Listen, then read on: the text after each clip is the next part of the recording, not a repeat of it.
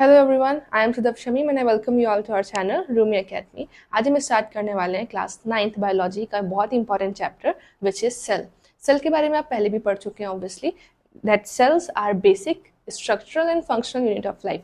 हम जितने भी लाइफ फॉर्म्स अर्थ पर एग्जिस्ट कर रहे हैं, चाहे वो प्लांट लाइफ है, एनिमल लाइफ है, ह्यूमन लाइफ है, वो हर एक लाइफ फॉर्म बनी है सेल से। Okay, there are three pillars of biology. Biology यानी लाइफ फॉर्म के थ्री पिलर्स है। पहला, every living plant and animal, जितने भी अर्थ पर एग्जिस्टिंग प्लांट्स एनिमल्स प्रेजेंट है, वो कंप्लीटली एंटायरली बने हुए हैं सेल्स से। Alright. Second, they are the basic unit, वो एक ऐसा बेसिक स्ट्रक्चरल और फंक्शनल यूनिट है। स्ट्रक्चरल यानी उसी, सपोज हम एक घर में रहते हैं, घर में रूम्स होते हैं, रूम्स वॉल्स से बनते हैं, वॉल्स ब्रिक्स से बनती हैं, तो वो जो ब्रिक है वही हमारे सेल्स हैं बॉडी में। ह्यूमन बींग्स में या फिर एनिमल्स में या प्लांट में सेल्स जब एक ग्रुप क्रिएट करते हैं, इकट्ठे हो जाते हैं, तो वो टिश्यूज बनाते हैं। टिश्यूज इकट्ठे होके क्रिएट करते हैं ऑर्गन को, ऑर्गन्स इकट्ठे हो जाते हैं डिफरेंट टाइप के और वो बनते हैं ऑर्गन सिस्टम, और डिफरेंट ऑर्गन सिस्टम से डिफरेंट ऑर्गेनिजम्स बनते हैं। सपोज अगर हम ह्यूमन लाइफ की बात करते हैं, हमारी बॉडी में कितने ऑर्गन सिस्टम है? We have skeletal system, we have muscle system, we have digestive system, we have circulatory system. तो all of these organ system entirely एक ह्यूमन बींग को या फिर एक आप लाइफ फॉर्म को क्रिएट करते हैं, हम बोल सकते हैं। So they are the basic unit. और सिर्फ स्ट्रक्चर ही नहीं देते हैं, दे ऑल्सो प्रोवाइड फंक्शन, उन कुछ काम भी करते हैं, कुछ फंक्शन भी परफॉर्म करते हैं। हर एक सेल का अपना फंक्शन होता है जो क्रिएट करते हैं, परफॉर्म करते हैं उसको। देन रुडोल्फ वर्चो ने 1855 में बोला था कि जितने भी सेल्स अर्थ पर एग्जिस्ट कर रहे हैं, जितने भी लाइफ फॉर्म्स अर्थ पर एग्जिस्ट कर रही है, वो प्री एग्जिस्टिंग सेल्स से ही बने हुए हैं। मतलब कोई न्यू सेल्स जो क्रिएट हो रहे हैं आपके, वो प्री एग्जिस्टिंग सेल्स से क्रिएट हो रहे हैं। Okay, next, the honeycomb discovery. Robert Hooke scientist से, इन्होंने डिस्कवर किया था सेल्स को फॉर द फर्स्ट टाइम। और कब किया था? 1665 में। उन्होंने ऑब्जर्व किया था थिन स्लाइस ऑफ कॉक, एक प्रिमिटिव माइक्रोस्कोप का उन्होंने उस वक्त यूज़ किया था। उन्होंने बहुत ही थिन पतला सा स्लाइस ऑफ कॉर्क लिया था जो इस तरीके से शो हो रहा था। उसको प्रिमिटिव माइक्रोस्कोप में, एक सेल्फ डिज़ाइन माइक्रोस्कोप में उन्होंने देखा और ये डिस्कवर किया कि हनीकॉम्ब जैसे स्ट्रक्चर फॉर्म हो रहे हैं डिफरेंट। इसी को उन्होंने नाम दिया सेल। द लिटिल रूम्स, उन्होंने इसको क्या बोला? द लिटिल रूम्स, छोटे छोटे कमरे। He saw structures resembling a honeycomb, उन्होंने ऐसे स्ट्रक्चर्स देखे कॉर्क को, जब उन्होंने अपने माइक्रोस्कोप के अंदर ऑब्जर्व किया था, उन्होंने इस तरीके से स्ट्रक्चर्स देखे जैसे हनीकॉम्ब रिजेंबल करता है। हनीकॉम्ब भी ऑल नो, ठीक है, वो हेक्सागोनल शेप के स्ट्रक्चर्स होते हैं जो साथ में एग्जिस्ट करते हैं। सेम ऐसे ही उन्होंने रिजेंबल किया और उन्होंने उसको सेल्स का नाम दिया। सेल्स लैटिन वर्ड है स्मॉल रूम्स के लिए, छोटे कमरे के लिए लैटिन वर्ड जो है आपका सेल्स होता है। एनालॉजी, उन्होंने किस चीज़ से कंपेयर इसको किया? आप सोचिए कि एक ब्रिक वॉल है, वही एग्जांपल जो मैंने आपको भी समझाया, एक ब्रिक वॉल है, इंडिविजुअल ब्रिक्स जो होती हैं वो सेल्स हैं। अगर आप एक रूम की बात करते हो तो आपकी जो रूम्स में 4 वॉल्स हैं वो ईंटों से बनी है, तो वही ईंटें एक ऑर्गेनिज्म में सेल्स का काम करती हैं। History of cell discovery, obviously एक सिर्फ एक ही पर्सन जो था वहाँ पे नहीं था जिसने ऑब्जर्व किया था सेल्स को। ये रिसर्च थी जो through the years, through the centuries चली। तो फर्स्ट ऑब्वियसली रॉबर्ट हुक 1665 में उन्होंने डिस्कवर किया सेल को थिन स्लाइस ऑफ कॉक को अपने प्रिमिटिव माइक्रोस्कोप में। प्रिमिटिव माइक्रोस्कोप बिकॉज वो उन्होंने खुद ही डिज़ाइन किया था।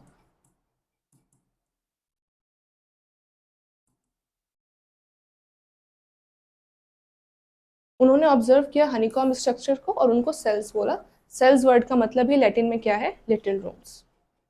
नेक्स्ट, जो दूसरे डिस्कवरर थे, अदर माइलस्टोन्स जो थी, 1674 में ल्यूवन हॉक ने पॉन्ड वाटर में लिविंग सेल्स को ऑब्जर्व किया। अब डिफरेंस है, रॉबर्ट हुक ने जो सेल्स को डिस्कवर किया था वो डेड सेल्स थे, राइट? दो cells were not alive, they were dead. But Leeuwenhoek ने फर्स्ट टाइम लिविंग सेल्स को ऑब्जर्व किया था 1674, कुछ ईयर्स के बाद, और वो लिविंग सेल्स है, मैं पॉन्ड वाटर में उसको ऑब्जर्व किया। देन 1831 में रॉबर्ट ब्राउन ने डिस्कवर किया था न्यूक्लियस को। ऑब्वियसली सेल है, सेल के पास एक ब्रेन होता है, वो सेंटर में एग्जिस्ट करता है, तो रॉबर्ट ब्राउन ने ब्रेन ऑफ द सेल यानी न्यूक्लियस को डिस्कवर किया। देन 1839 में पर्किन जी ने प्रोटोप्लाज्म वर्ड का कॉइन किया, उन्होंने प्रोटोप्लाज्म वर्ड हमें दिया था। और व्हाट इज प्रोटोप्लाज्म? लिसन, एक सेल के पास सेल मेम्ब्रेन होती है, सेल वॉल होती है, और अंदर साइटोप्लाज्म फिल होता है, जो फ्लूइड लाइक स्ट्रक्चर है आपका, जो ब्लू पोर्शन आप देख पा रहे हो, this is cytoplasm. Cytoplasm along with the different organs, Golgi apparatus है, एंडोप्लाज्म रेटिकुलम है, माइटोकॉन्ड्रिया, एटीपीज एंड एवरीथिंग, उन सब के साथ और साइटोप्लाज्म प्रोटोप्लाज्म कहलाता है। तो जो लिविंग पार्ट है सेल का,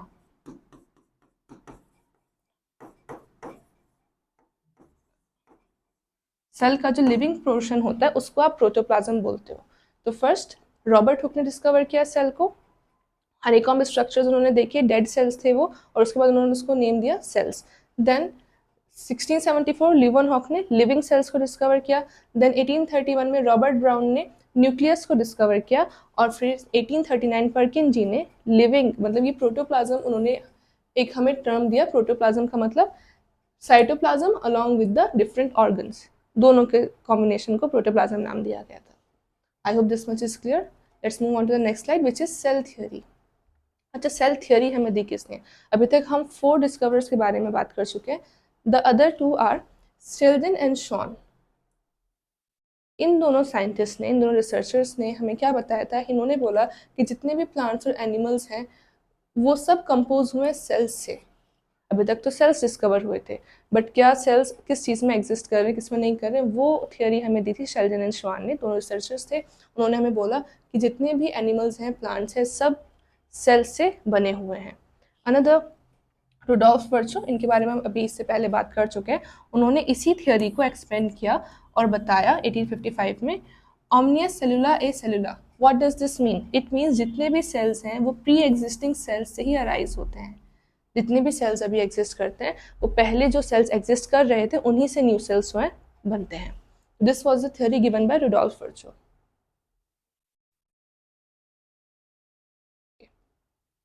then diversity in shapes and sizes. अब हमें पता चला है कि डिफरेंट ऑर्गेनिजम्स बने हुए सेल्स से किसने क्या डिस्कवर किया, क्या नहीं किया, ईच एंड एवरीथिंग।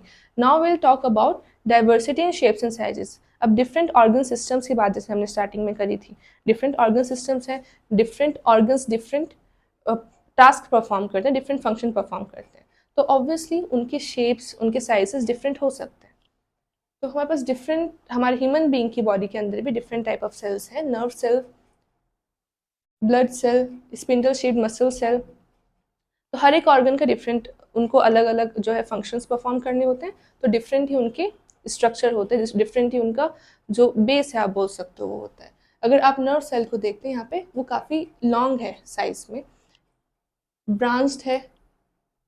वहीं अगर आप देखते हैं रेड ब्लड सेल्स को, रेड ब्लड सेल्स राउंड है शेप में। ये मसल सेल्स हैं, थोड़े इलोंगेटेड हैं। तो you can see different cells हैं। इसके अलावा स्पर्म सेल्स होते हैं, ओवम सेल्स होते हैं, बोन सेल्स होते हैं। तो डिफरेंट ऑर्गन्स हमारे डिफरेंट सेल्स से बने होते हैं, डिफरेंट शेप्स और साइजेस, बिकॉज उनके टास्क डिफरेंट होते हैं।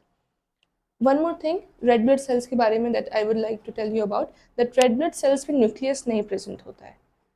न्यूक्लियस क्यों नहीं होता है? Nucleus because red blood cells के अंदर हीमोग्लोबिन प्रेजेंट होता है। जितना ज़्यादा हीमोग्लोबिन होगा उतना ज़्यादा वो ऑक्सीजन कैरी कर पाएंगे रेड ब्लड सेल्स हमारी बॉडी में। तो उसकी वजह से न्यूक्लियस एब्सेंट होता है, और न्यूक्लियस की एब्सेंसी की वजह से रेड ब्लड सेल्स की जो लाइफ होती है वो ज़्यादा नहीं होती है। वो ह्यूमन बॉडी में ऑलमोस्ट 120 डेज ही सर्वाइव कर सकते हैं।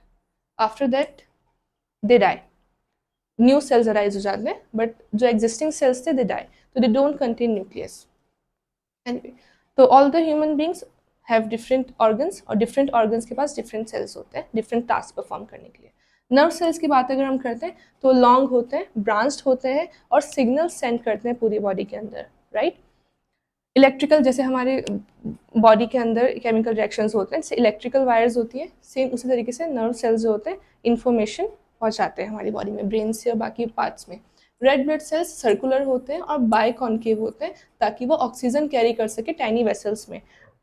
डिफरेंट वेसल्स होते हैं, सर्कुलेटरी सिस्टम के पार्ट होते हैं, वेन्स होती हैं, आर्टरी होती है, कैपिलरीज होती हैं, राइट।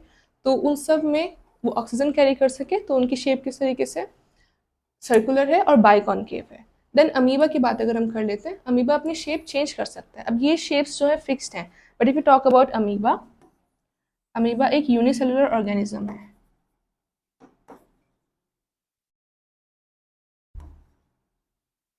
एक यूनिसेलुलर सिंगल सेल से बना हुआ ऑर्गेनिज्म है, उसके पास एक न्यूक्लियस होता है। सारे जो ऑर्गेनाल सेल के पास होते हैं वो सब न्यूक्लियस अमीबा में एग्जिस्ट करते हैं। तो ये अपनी शेप कॉन्स्टेंटली चेंज करता रहता है ताकि वो फूड कैच कर सके। Suppose this is your amoeba और यहाँ पर फूड के पार्टिकल्स जो है प्रेजेंट है, तो व्हाट विल अमीबा डू, ताकि वो इसको एनगल्फ कर सके, वो अपने फॉल्स फीट, इनको हम सीडोपोडिया भी बोलते हैं, फॉल्स फीट को मूव करेगा और धीरे धीरे जो फूड है उसको एनगल्फ करने का ट्राई करेगा, अपने न्यूक्लियस के पास या फिर अपने साइटोप्लाज्म की तरफ खींचेगा। तो ये प्रोसेस अमीबा करता है ताकि वो फूड को एनगल्फ कर सके, और इसी प्रोसेस को बोला जाता है एंडोसाइटोसिस।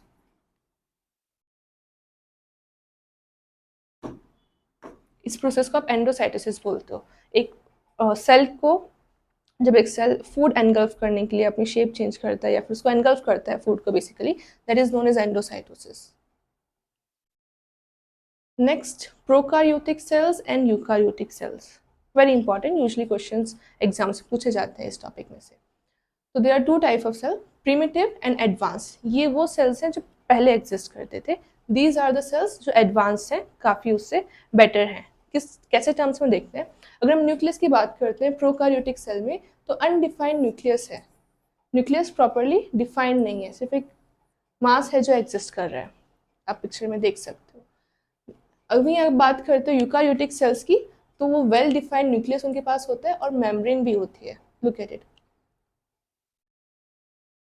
एक वेल डिफाइंड मेम्ब्रेन है प्लस न्यूक्लियस भी है।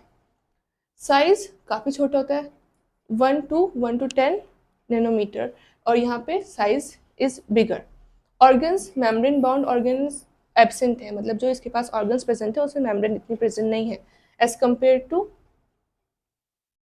Your eukaryotic cells. यहाँ पे माइटोकॉन्ड्रिया एटसेट्रा ये सब चीज़ें प्रेजेंट है, आप देख सकते हैं। Examples, bacteria, blue green algae primitive cells का एग्जाम्पल है, और फंजाई, प्लांट्स, एनिमल, हम सब यूकार्योटिक यानी एडवांस्ड उसकी कैटेगरी में आते हैं।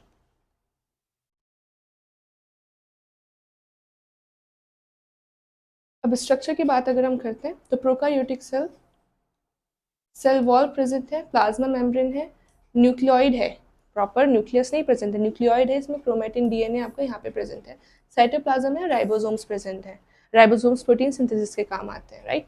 और इसके पास एक फ्लैजेला है ताकि वो मूव कर सके, उसका फ्लैजेलम बोलते हैं। If we compare it from the eukaryotic cells आप देख सकते कितना एडवांस है, इसमें डिफरेंट ऑर्गेनल्स प्रेजेंट है, माइटोकॉन्ड्रिया, क्लोरोप्लास्ट और ribosomes, lysosomes, endoplasmic reticulum and each and everything, सब चीज़ें प्रेजेंट है। न्यूक्लियस है, एंडोप्लाज्मिक रेटिकुलम भी प्रेजेंट है, cytoplasm, Golgi apparatus, mitochondria, ribosome, lysosome, DNA, cell membrane, each and everything, ये सब प्रेजेंट होता है। तो these are the basic comparison between eukaryotic sales and prokaryotic sales.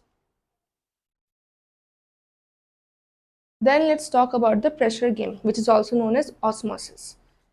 अगर ये एग्जिस्ट नहीं करेगी प्रोसेस, तो सेल्स के बिटवीन जितने भी कंपोनेंट्स का, जितने भी जो प्रेजेंट होती हैं, चाहे वो ऑक्सीजन है, कार्बन डाइऑक्साइड है, इनका एक्सचेंज होता है, वो पॉसिबल नहीं हो पाएगा विदाउट ऑस्मोसिस। तो ये प्रेशर गेम है, कन्वर्जन। तो 3 टाइप्स ऑफ सॉल्यूशंस की हम बात कर लेते हैं पहले। 3 टाइप्स कौन कौन से? Hypotonic, hypertonic and isotonic. Hypertonic solution, इसमें सराउंडिंग में मोर वाटर है। सपोज वी हैव 3 बीकर्स, इसके अंदर वाटर प्रेजेंट है, और वाटर के साथ साथ हमने एक में सॉल्ट ऐड किया, इसमें भी सॉल्ट ऐड किया, और इसमें भी सॉल्ट ऐड किया। But amount of salt, salt या sugar anything it can be, but salt की जो क्वांटिटी है दैट विल बी डिफरेंट। इसके अंदर सॉल्ट हमने कम ऐड किया एज कम्पेयर टू वाटर, इस वाले केस में सॉल्ट ज़्यादा ऐड किया है एज कम्पेयर टू वाटर, और इस वाले केस में सॉल्ट एंड वाटर की जो क्वांटिटी है वो सिमिलर है। तो ये टाइप का सोल्यूशन आपका कहलाएगा हाइपोटोनिक, जिसमें सॉल्ट या शुगर या फिर जो आपका सॉल्यूट है वो ज़्यादा है, तो वो आपका हाइपोटोनिक सॉल्यूशन कहलाएगा। जिसमें सॉल्ट या शुगर या जो सॉल्वेंट आपके हैं वो कम है अमाउंट में, दैट विल बी हाइपरटोनिक, और जिसमें आपके इक्वल है दैट विल बी आइसोटोनिक। अब इतना जानने के बाद हम देखते हैं पता क्या चलता है। अगर सराउंडिंग में पानी ज़्यादा है, वाटर का अमाउंट ज़्यादा है, तो जो भी आपने इसके अंदर सेल प्लेस किया है वो स्वेल कर लेगा। इसको आप एंडोऑस्मोसिस बोलते हो। एंडो वर्ड का मीनिंग हमेशा होता है इनसाइड, मूवमेंट और मूविंग इनसाइड। तो एंडोऑस्मोसिस का मीनिंग क्या है आपका, कि वाटर सेल के अंदर की तरफ मूव कर रहा है, तो सेल का साइज जो है ज़्यादा हो जाएगा ऑब्वियसली।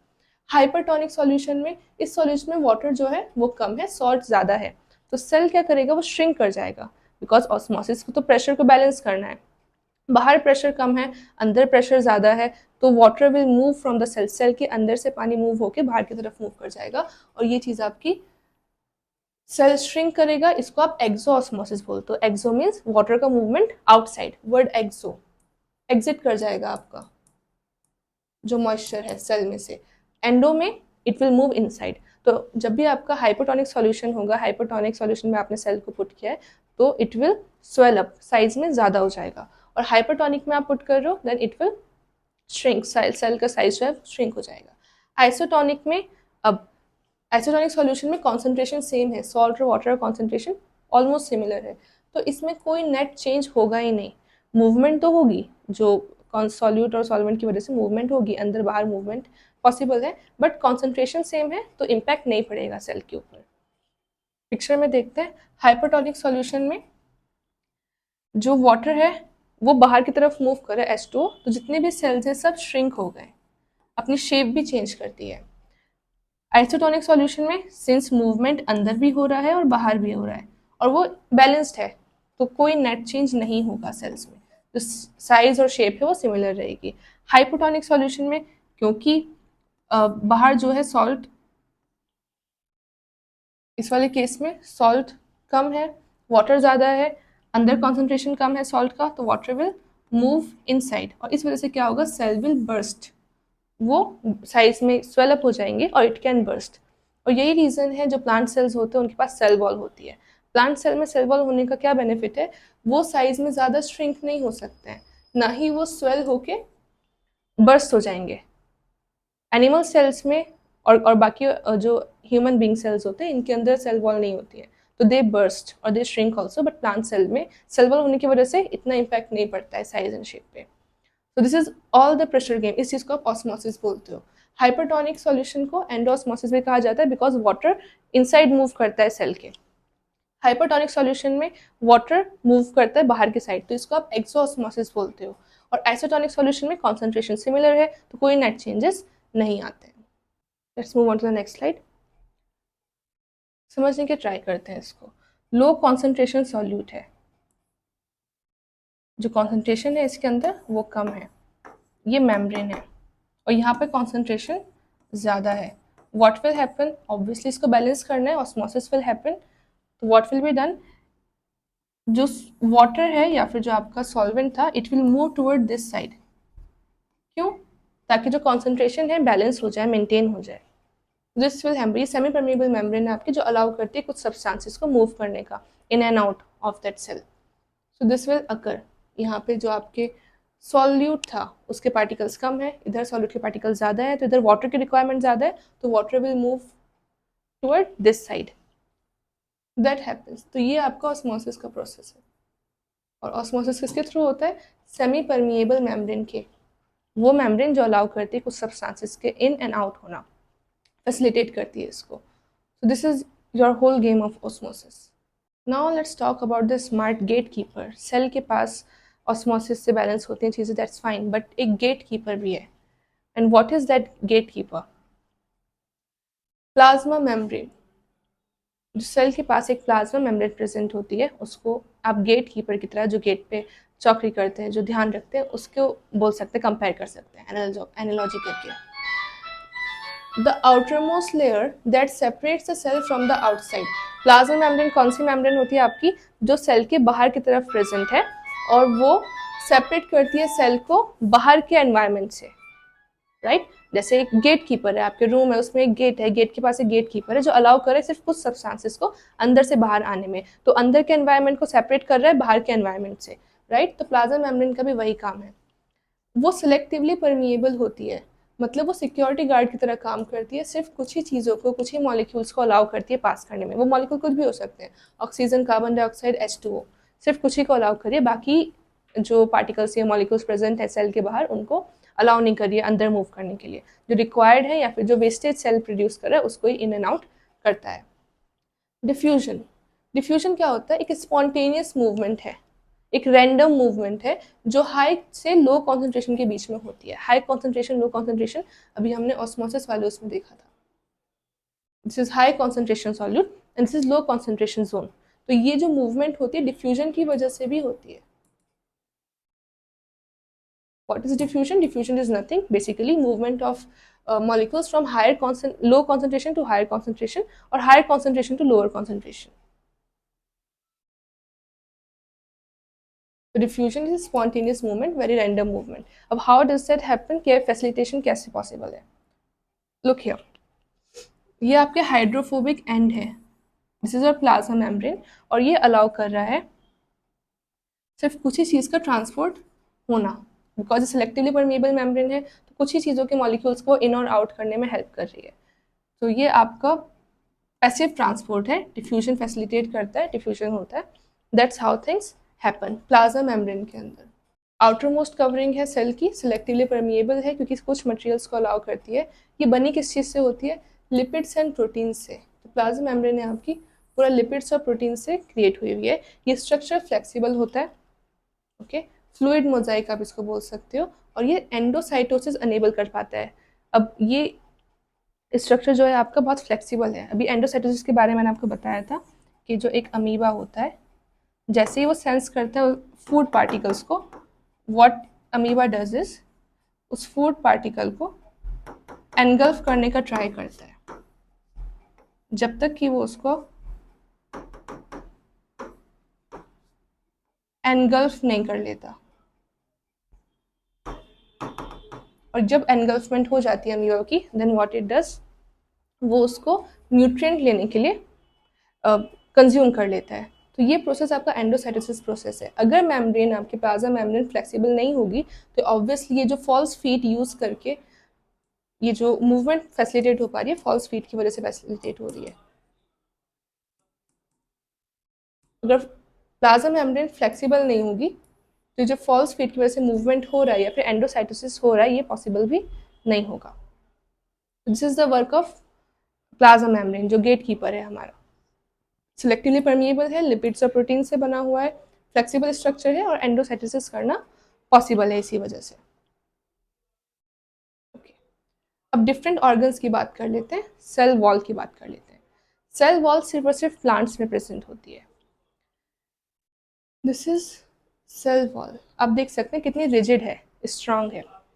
ये एक रिजिड आर्मर की तरह है। अनलाइक द प्लाज्मा मेम्ब्रेन, जैसे प्लाज्मा मेम्ब्रेन बहुत से आपकी फ्लेक्सिबल होती है, ये नॉन लिविंग होती है और सेल्यूलोज से बनी होती है। सेल्यूलोज सिर्फ प्लांट में प्रेजेंट होता है। इसका वर्क क्या है? जो प्लाज्मा आपकी सेल वॉल है क्या काम करती है? ये स्ट्रक्चरल स्ट्रेंथ देती है प्लांट को, प्लांट के स्ट्रक्चर को मेंटेन करती है। मैंने आपको ये बताया था ऑस्मोसिस के टाइम पर भी, when we were discussing that, कि ऑस्मोसिस जब होता है प्लांट सेल के अंदर तो सेल वॉल क्या करती है? प्रिवेंट करती है सेल को बर्स्ट होने से, इन केस प्लांट के अंदर वाटर की मूवमेंट हो रही है। एंडोसाइटोसिस आपका हो रहा है, अंदर की तरफ एंडो ऑस्मोसिस हो रहा है, तो सेल वॉल अलाउ करती है कि वो वाटर की मूवमेंट तो हो बट सेल बर्स्ट नहीं हो। ऐसे एक्सोऑस्मोसिस में भी सेम प्रोसेस है, सेल श्रिंक ज़्यादा नहीं होता है बिकॉज सेल वॉल प्रेजेंट होती है।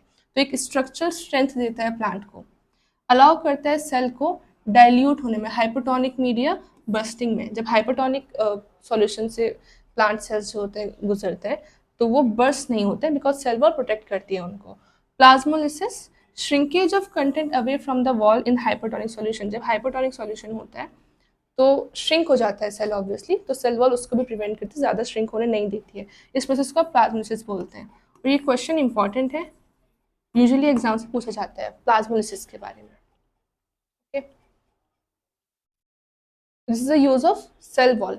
सेलुलोज से बनी हुई है ये आपकी, सिर्फ प्लांट्स में होती है, एक स्ट्रक्चर प्रोवाइड करती है, रिजिड है, और एंडोऑस्मोसिस एक्सोऑस्मोसिस में भी इसका रोल काफ़ी ज़्यादा है।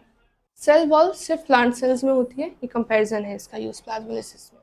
रिजिड है, नॉन लिविंग है, सेलुलोज से बनी हुई है, स्ट्रक्चरल स्ट्रेंथ देती है हाइपोटोनिक मीडिया के टाइम पर भी, जब सॉल्यूशन हाइपोटोनिक होता है। प्लाज्मोलिसिस जब एक plant cell, living plant cell water को लूज कर देता है, श्रिंक हो जाता है ऑस्मोसिस के टाइम पर, तो जो कंटेंट्स होते हैं सेल के वो श्रिंक हो जाते हैं सेल वॉल से। इस प्रोसेस को आप प्लाज्मोलिसिस बोलते हैं। Now let's talk about the nucleus, जो कंट्रोल सेंटर है, जो ब्रेन है सेल का। इसको आप ब्रेन ऑफ द सेल भी बोलते हैं। न्यूक्लियस जितनी भी सेलुलर एक्टिविटीज़ हैं, सेल के अंदर जितनी भी एक्टिविटीज़ हो रही हैं, सेल के अंदर प्रोटीन सिंथेसाइज हो रहा है, सेल के अंदर फैट मॉलिक्यूल सिंथेसाइज हो रहे हैं, इसके अलावा पैकेजिंग है, लाइजोसोम्स है, राइबोसोम्स है, डिफरेंट ऑर्गन्स का डिफरेंट वर्क है। तो इन सब को कौन कंट्रोल करता है? न्यूक्लियस कंट्रोल करता है। लाइफ का ब्लूप्रिंट आप इसको बोल सकते हैं, बिकॉज बेसिकली यही वो चीज़ है जो हेल्प कर रही है सेल को सारे काम करने में, कंट्रोल करता है और कंटेन करता है ब्लूप्रिंट्स ऑफ लाइफ के। लाइफ के ब्लूप्रिंट्स क्या होते हैं? जो डीएनए और जेनेटिक्स हम लोग के अंदर प्रेजेंट है, क्रोमैटिन मटेरियल जो हमारे अंदर प्रेजेंट है। डीएनए यानी डीऑक्सीराइबोन्यूक्लिक एसिड या जीन्स हमारी, ये हमें हम बनाती हैं।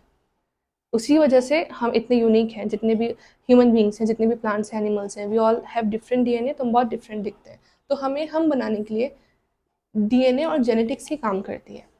इसमें क्रोमैटिन मटेरियल भी प्रेजेंट होता है, हर एक न्यूक्लियस के अंदर क्रोमैटिन मटेरियल प्रेजेंट होता है डीएनए में। ये धागे जैसे मटेरियल होते हैं जो क्रोमोसोम्स बन जाते हैं जब डिवाइड करते हैं सेल। इस प्रोसेस को हम समझेंगे आगे। तो अभी तक आपको ये जानना ज़रूरी है, जो न्यूक्लियस है वो ब्रेन ऑफ द सेल है, इसमें डीएनए प्रेजेंट होता है, जेनेटिक्स हमें ये प्रोवाइड करता है, और जो ब्लूप्रिंट ऑफ लाइफ है, जो डिफरेंट लाइफ फॉर्म्स हम देखते हैं जो बहुत यूनिक है, वो न्यूक्लियस की वजह से ही पॉसिबल है। ब्रेन ऑफ द सेल ये सेल के साइकिल्स को भी रेगुलेट करता है। इनहेरिटेंस यानी कौन से जो नेक्स्ट जनरेशन है उसमें कौन से कैरेक्टरिस्टिक्स इनहेरिट होंगे, वो भी जो है न्यूक्लियस ही रेगुलेट करता है, क्योंकि इसके अंदर क्रोमोसोम प्रेजेंट होते हैं जो जीन्स कैरी करते हैं, यानी डीएनए कैरी करते हैं। न्यूक्लियस के पार्ट्स कौन कौन से? न्यूक्लियस के पास एक न्यूक्लियर एनवेलप होता है। एनवेलप यानी लिफाफा, मतलब ऑब्वियसली जो बाहरी परत है न्यूक्लियस की, उसके बारे में बात हो रही है। ये डबल मेम्ब्रेन होती है, इसमें पोर्स होते हैं। पोर्स ऑब्वियसली फैसिलिटेट करने का, क्योंकि जो मटेरियल्स हैं, मॉलिक्यूल्स हैं, उनको फैसिलिटेट करना, इन एंड आउट करना उनको, तो पोर्स की रिक्वायरमेंट होगी, होल्स की रिक्वायरमेंट होगी। देन न्यूक्लियर एनवेलप के अंदर आ जाता है आपका न्यूक्लियोलस। न्यूक्लियोलस वो साइट है न्यूक्लियस के अंदर जो राइबोसोम सिंथेसाइज करती है। राइबोसोम का क्या वर्क है? राइबोसोम प्रोटीन्स बनाते हैं सेल के लिए। देन क्रोमैटिन भी प्रेजेंट होता है। क्रोमैटिन थ्रेड लाइक नेटवर्क होते हैं, धागे जैसे नेटवर्क होते हैं जो कंडेंस हो जाते हैं, बन जाते हैं क्रोमोसोम्स जब डिवाइड होता है सेल, क्रोमोसोम्स में कन्वर्ट हो जाते हैं। Look at the structure here, ये न्यूक्लियस है, double membrane, endoplasmic reticulum, DNA association, proteins यहाँ पे बन रहे हैं, ये इनर मेम्ब्रेन है उसकी, सेंट्रोसोम, न्यूक्लियर पोर्स, ये अलाउ कर रहे हैं मूवमेंट को, जो बीच में आप स्मॉल होल्स देख रहे हैं, ये आउटर न्यूक्लियर मेम्ब्रेन है। आई hope this much is clear. Next organ is endoplasmic reticulum, very important. Endoplasmic reticulum two types के होते हैं, रफ एंड स्मूथ। स्ट्रक्चर देख सकते हैं, ये वाला पार्ट आप अगर नोटिस करेंगे ये स्मूथ है, इसको आप SER भी बोलते हैं। SER यानी smooth endoplasmic reticulum. This one structure is rough endoplasmic reticulum. इन दोनों का स्ट्रक्चर सिमिलर है, बट एक का सरफेस जो है स्मूथ है, एक का रफ है, और इनका वर्क भी डिफरेंट है। स्मूथ एंडोप्लाज्मिक रेटिकुलम फॉर्म करते हैं लिपिड्स या फिर फैट मॉलिक्यूल्स, और जो रफ एंडोप्लाज्मिक रेटिकुलम है वो राइबोसोम सिंथेसाइज करते हैं। एंडोप्लाज्मिक रेटिकुलम एक ट्रांसपोर्ट सिस्टम है, इसमें बहुत सारे मेम्ब्रेन बाउंड ट्यूब्स और शीट्स होते हैं। आप देख सकते हैं बहुत सारे ट्यूब्स हैं, ये स्ट्रक्चर है उनका, और शीट्स प्रेजेंट होते हैं। टू टाइप के हैं, रफ एंडोप्लाज्मिक और स्मूथ एंडोप्लाज्मिक। रफ एंडोप्लाज्मिक में राइबोसोम्स होते हैं, वो प्रोटीन बनाने में हेल्प करते हैं। स्मूथ एंडोप्लाज्मिक में राइबोसोम्स नहीं होते हैं, वो लिपिड्स और डिटॉक्सिफाई करते हैं पॉइजन को। लिपिड्स आप बोलते हो फैट मॉलिक्यूल्स को, तो वो डिटॉक्सिफाई भी करते हैं पॉइजन्स को। अगर सेल के अंदर पॉइजन या फिर वो कोई सी भी चीज़ जो हार्म कर सकते हैं सेल को, वो एग्जिस्ट कर रही है, तो उसको भी डिटॉक्सिफाई करने में स्मूथ एंडोप्लाज्मिक रेटिकुलम हेल्प करते हैं। और दिस इज योर न्यूक्लियस, इसकी बाहर की मेम्ब्रेन है, आप पोर्स देख सकते हैं, इन पोर्स के बारे में अभी हमने डिस्कशन किया था। न्यूक्लियर एनवेलप एंड पोर्स हैं, पोर्स ही सिंथेसाइज कर रहे हैं, अलाउ कर रहे हैं, फैसिलिटेट कर रहे हैं डिफरेंट मूवमेंट्स को। Now let's talk about Golgi apparatus. Golgi apparatus आप देख सकते हैं काफ़ी सिमिलर है as compare to smooth endoplasmic reticulum, but ये शीट्स लाइक स्ट्रक्चर है, शीट्स इसमें प्रेजेंट है। इसको आप शिपिंग सेंटर भी बोल सकते हो। शिपिंग सेंटर क्यों? ये डिस्कवर किया था कैमिलो गोल्जी ने और इसी वजह से इसका नाम गोल्जी एपरेटस रखा गया है। इसमें स्टैक्स हैं मेम्ब्रेन बाउंड वेसिकल्स के, जिसको आप सिस्टर्न्स बोलते हो। ये सिस्टर्न्स है, ओके। डिफरेंट आप ट्यूब लाइक स्ट्रक्चर देख रहे हो, इसमें स्टैक्स है, डिफरेंट डिफरेंट मेम्ब्रेन्स आपस में लगा के रखी हुई है, उसको आप स्टैक बोलते हो, इनको आप सिस्टर्न्स कहते हैं। इसका फंक्शन क्या है गोल्जी एपरेटस का? पहली चीज़ वो स्टोर करता है, स्टोरेज में हेल्प करता है, मॉडिफिकेशन करता है, चीज़ें को मॉडिफाई करता है जो मॉलिक्यूल्स वगैरह क्रिएट होते हैं सेल में, और फिर पैकेज करता है प्रोडक्ट्स को, जो भी प्रोडक्ट्स क्रिएट हुए हैं, स्मूथ एंडोप्लाज्मिक रेटिकुलम ने किए हैं, रफ एंडोप्लाज्मिक रेटिकुलम में किए हैं, गोल्जी एपरेटस ने किए, उनको ट्रांसपोर्ट भी करता है। ये लाइसोसोम्स बनाने में भी हेल्प करता है। लाइसोसोम्स क्या है विल डिस्कस लेटर। और सिंपल शुगर जो है उसको कॉम्प्लेक्स शुगर में कन्वर्ट करता है एनर्जी के लिए। तो गोल्जी एपरेटस एक शिपिंग सेंटर है, कैमिलो गोल्जी ने उसको डिस्कवर किया था। ये मेम्ब्रेन बाउंड वेसिकल्स है जिनको आप सिस्टर्न्स बोलते हो। इनका फंक्शन क्या है? ये स्टोर करते हैं चीज़ों को, जो मॉलिक्यूल्स क्रिएट करता है सेल, फिर उसके बाद उसको मॉडिफाई करने में भी हेल्प करता है, साथ ही साथ पैकेज करने में भी हेल्प करता है प्रोडक्ट्स की। ये इन्वॉल्व है लाइसोसोम्स बनाने के लिए, और सिंपल शुगर्स को कॉम्प्लेक्स शुगर में भी कन्वर्ट करता है ताकि सेल को एनर्जी मिल सके। Now let's talk about the suicide bags of the cell. Why do we call it suicide bag of the cell? जब एक सेल डैमेज हो जाता है तो लाइसोसोम्स कौन क्रिएट कर रहा है? गोल्जी एपरेटस, अभी हमने डिस्कस किया है। लाइसोसोम्स बर्स्ट हो सकते हैं, फट सकते हैं, और उसमें से एंजाइम निकलते हैं जो डाइजेस्ट कर देते हैं सेल को। जब एक सेल डैमेज हो जाता है, खराब हो जाता है, तो जो लाइसोसोम्स होते हैं वो बर्स्ट हो जाते हैं, वो दिस लाइसोसोम। इसके अंदर टाइनी एंजाइम्स होते हैं, डाइजेस्टिव एंजाइम्स, जो सेल को डाइजेस्ट करने में हेल्प करते हैं, और ये सेल के अंदर डिफरेंट पार्ट्स में प्रेजेंट होते हैं, काफ़ी सारे अमाउंट में। तो जहाँ पे उसको लगता है सेल प्रॉपरली वर्क नहीं कर सकता, डैमेज्ड है, तो वो बर्स्ट हो जाता है।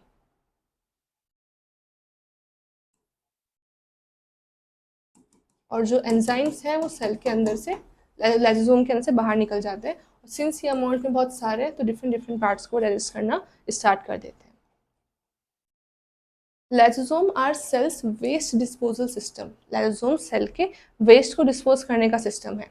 इसमें पावरफुल डाइजेस्टिव एंजाइम्स होते हैं जो ब्रेक डाउन हो जाते हैं जब फॉरेन मटेरियल, यानी कोई पॉइजनस सब्सटेंस है, कोई फॉरेन ऑब्जेक्ट जो हार्म कर सकता है सेल को, वो एंटर कर जाता है सेल में, तो ये बर्स्ट हो जाता है। या फिर सेल अगर वॉर्न आउट हो जाता है, यानी पुराना हो जाता है, डैमेज हो जाता है, तब ये बर्स्ट कर देते हैं। इसलिए इसको सुसाइड बैग्स कहा जाता है सेल का, बिकॉज लिटरली हेल्प करता है सेल को ख़त्म करने के लिए। और सेल को ख़त्म कर पाता है बिकॉज उसके पास डाइजेस्टिव एंजाइम्स हैं, एंजाइम्स जो डाइजेस्ट कर सकते हैं सेल को। दैट्स हाउ लाइसोसोम हेल्प करता है सेल की। Then let's talk about the powerhouse of the cell. Powers of the cell, mitochondria. Mitochondria produces energy via chemical reaction. Mitochondria एक सेल ऑर्गेनल है, ये एनर्जी सिंथेसाइज करता है cell के जितने भी वर्क हो रहे हैं, प्रोटीन बन रहा है, लिपिड्स बन रहे हैं, पैकेजिंग हो रहा है, ट्रांसपोर्टेशन हो रहा है, न्यूक्लियस, सब चीज़ें काम कर रही है, तो वो फैसिलिटेट करता है माइटोकॉन्ड्रिया। माइटोकॉन्ड्रिया के अंदर केमिकल रिएक्शंस होते हैं, वो सेमी ऑटोनॉमस होता है। सेमी ऑटोनॉमस का मीनिंग मतलब वो एक ऐसा ऑर्गेनल है सेल का जिसके पास खुद का डीएनए और खुद के राइबोसोम्स हैं। ऐसे ऑर्गन्स को आप सेमी ऑटोनॉमस बोलते हो। इनफैक्ट प्लास्टिड्स भी सेमी ऑटोनॉमस होता है, प्लास्टिड्स के पास भी खुद का डीएनए और खुद के राइबोसोम्स होते हैं। तो माइटोकॉन्ड्रिया एक केमिकल रिएक्शन करता है, उसके वजह से एनर्जी प्रोड्यूस होती है, जो एनर्जी सेल को यूजफुल होती है। इसके पास दो मेम्ब्रेन है, एक आउटर मेम्ब्रेन और एक इनर मेम्ब्रेन। आउटर मेम्ब्रेन बहुत ही पोरस होती है, मतलब वो अलाउ करती है चीज़ों को इन एंड आउट होने में, राइट। इनर मेम्ब्रेन बहुत ज़्यादा डीपली फोल्डेड, आप देख सकते हो ये मेम्ब्रेन बहुत ज़्यादा फोल्डेड है, मुड़ी हुई है, जिसको आप क्रिस्टे बोलते हो। ये जितना ज़्यादा सरफेस एरिया बढ़ेगा, ये सरफेस एरिया बढ़ाता है, फोल्ड होने का मतलब है कि सरफेस एरिया ज़्यादा हो गया, जितना सरफेस एरिया होगा उतना एटीपी जनरेट होगा। एटीपी क्या है? एटीपी एनर्जी करेंसी है, लिटरली एनर्जी क्रिएट होती है। एटीपी की फुल फॉर्म है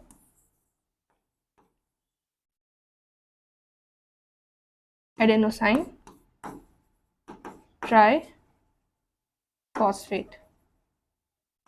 एडेनोसाइन ट्राइफॉस्फेट ये एनर्जी करेंसी होती है, और जितना ज़्यादा माइटोकॉन्ड्रिया फोल्डेड होगा उतना ज़्यादा सरफेस एरिया बढ़ेगा, जितना ज़्यादा सरफेस एरिया होगा उतना ज़्यादा केमिकल रिएक्शन होगा, और जितना केमिकल रिएक्शन होगा उतना ज़्यादा एटीपी इंक्रीज होगा, जनरेट होगा, और एनर्जी मिलेगी सेल को।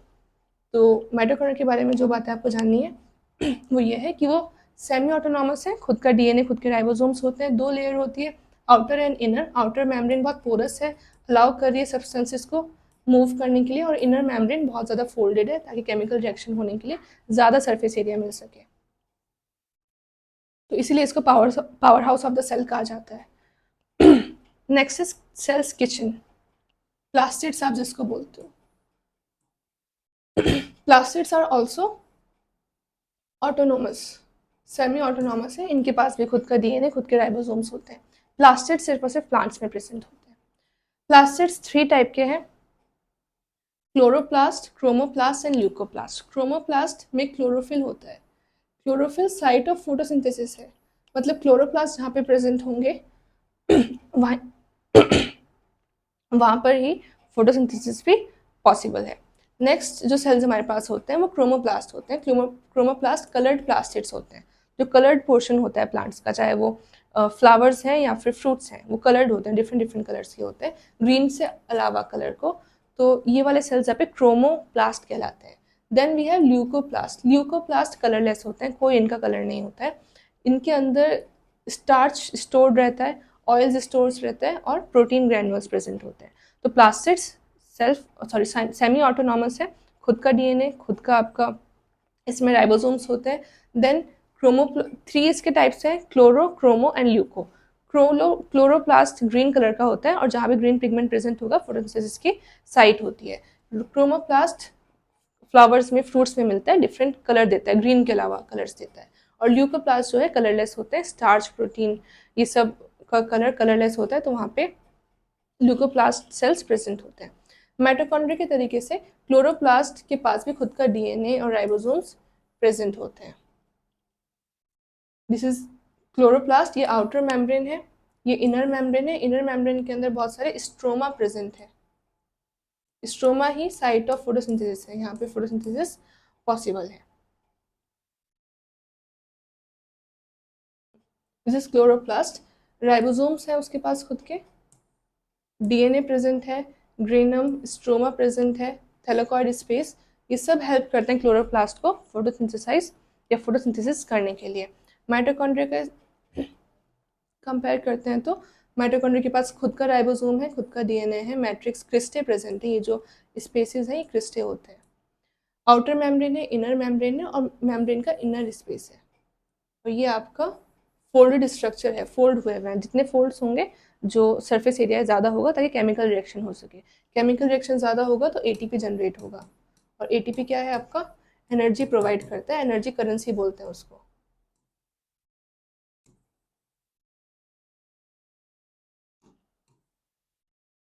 ये डिफरेंस है आपके दोनों ऑटोनोमस, सेमी ऑटोनोमस ऑर्गेनल्स हैं सेल के। Let's talk about vacuoles now. Vacuoles storage tanks होते हैं। जितने भी सेल्स आप देखते हैं, चाहे वो एनिमल सेल्स है, प्लांट सेल्स है, उसमें आप वैक्यूल ऑब्जर्व करते होंगे, एक बड़ा सा होता है। एनिमल सेल में फिर भी जो वैक्यूल है छोटे अमाउंट में या छोटे साइज का प्रेजेंट हो सकता है, बट प्लांट सेल में यूजुअली काफ़ी बड़ा होता है। वैक्यूल का वर्क क्या है, वो स्टोरेज की तरह काम करते हैं, स्टोरेज टैंक्स की तरह काम करते हैं। प्लांट सेल्स में वैक्यूल काफ़ी बड़ा होता है, मतलब टोटल जो वॉल्यूम होती है सेल की उसमें से 50 से 90% जो है वैक्यूल ही प्रेजेंट है उसमें। ये टर्जिडिटी देता है सेल को, रिजिडिटी देता है, मतलब शेप मेंटेन करने में हेल्प करता है सेल की। इसके अंदर सैप जो है स्टोर होता है, अमीनो एसिड्स जो प्लांट क्रिएट करता है वो स्टोर रहता है, साथ के साथ शुगर्स स्टोर हो सकते हैं। तो एक स्टोर रूम की तरह जो है वैक्यूल काम आता है प्लांट्स में, साथ के साथ ही शेप भी देता है, टर्जिडिटी भी देता है, इसको श्रिंक होने नहीं देता है सेल को। एनिमल सेल में काफ़ी स्मॉल और टेम्परेरी वैक्यूल प्रेजेंट होते हैं। यहाँ पर फूड स्टोर करता है, अगेन यहाँ पर भी स्टोरेज की तरह यहाँ पे काम आता है एनिमल सेल में भी, अमीबा में एंड एवरीथिंग। और बाकी जो एक्सेस वाटर होता है प्लांट एक सेल के अंदर, उसको एक्सपेल करने में भी काम आता है। तो आप बोल सकते हैं वैक्यूल एक स्टोरेज हाउस की तरह है, स्टोरेज टैंक्स की तरह है, जहाँ पे चीज़ें स्टोर होती हैं। प्लांट सेल में काफ़ी बड़ा होता है as compare to animal cell में। प्लांट सेल में परमानेंट भी होता है और एनिमल सेल में टेम्प्रेरी वैक्यूल प्रेजेंट होता है। कंपैरिजन देख लेते हैं प्लांट सेल और एनिमल सेल में। प्लांट सेल में सेल वॉल प्रेजेंट होती है और सेलुलोज की बनी होती है। एनिमल सेल में सेल वॉल प्रेजेंट नहीं होती है। प्लास्टिड्स प्लांट सेल में प्रेजेंट है, एनिमल सेल में एब्सेंट होते हैं। वैक्यूल लार्ज और सेंट्रल होते हैं, बड़े भी होते हैं साइज में और सेंटर में भी होते हैं। एनिमल सेल में स्मॉल होते हैं और टेम्परेरी भी होते हैं, they keep on changing. Centrioles absent होते हैं प्लांट सेल में, बट एनिमल सेल में सेंट्रियोल्स प्रेजेंट हैं। तो these are the basic differences between plant cell and animal cell. ना बेसिक सेल डिवीजन के बारे में बात कर लेते हैं। सेल जो है, ठीक है, आपने अब तक जाना, सारे ऑर्गन्स के बारे में पढ़ा। जब वो डिवाइड होते हैं तो टू टाइप्स हो सकते हैं डिवीजन के। First is mitosis and other one is meiosis. Mitosis से स्टार्ट करते हैं। ये ग्रोथ और रिपेयर के लिए है। ये दो आइडेंटिकल डॉटर सेल्स को सेम नंबर ऑफ क्रोमोसोम से क्रिएट करता है। हमारे टोटल नंबर ऑफ क्रोमोसोम 46 होते हैं, तो 23 के पेयर्स होते हैं, राइट, जो इससे जनरेट होते हैं। Suppose we have two cell, एक अमीबा है, ओके। अमीबा को जनरेट करना है, आगे न्यू सेल्स क्रिएट करना है। तो व्हाट विल अमीबा डू, पहले वो अपने न्यूक्लियस को डिवाइड करना स्टार्ट करेगा, फिर अपने बॉडी को डिवाइड करना स्टार्ट करेगा और वहां से टू न्यू डॉटर अमीबे क्रिएट कर देगा। तो ये वाले में भी यही केस होगा, जब वो मैच्योर हो जाएंगे, न्यूक्लियस को डिवाइड करना शुरू करेंगे, देन ऑर्गन्स को डिवाइड करना स्टार्ट करेंगे और न्यू सेल जनरेट कर देंगे। तो दिस प्रोसेस, एक सेल से न्यू सेल जनरेट होना, कीप ऑन, ये डिवाइडिंग की प्रोसेस है। इस प्रोसेस को ही आप माइटोसिस बोलते हो। अमीबा में इसको देखने को मिलता है। इसमें सेम नंबर ऑफ क्रोमोसोम्स होते हैं और आइडेंटिकल डॉटर सेल्स होते हैं, एग्जैक्टली सेम। मियोसिस में डिफरेंट है, ये रिप्रोडक्शन के लिए, हाँ, माइटोसिस आपका एसेक्सुअल रिप्रोडक्शन में होता है।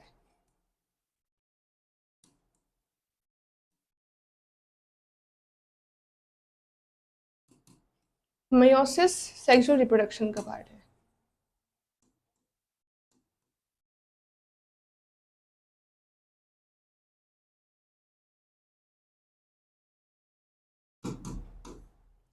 रिप्रोडक्शन में यूज होता है मियोसिस। इसमें 4 डॉटर सेल्स जो होते हैं सेम नंबर ऑफ क्रोमोसोम में डिवाइड होते हैं। Suppose this is your main cell, इसके अंदर आपके 46 पेयर ऑफ क्रोमोसोम्स हैं, वो डिवाइड हो जाएगा 23 में, then this will keep on dividing. अब जो होंगे वो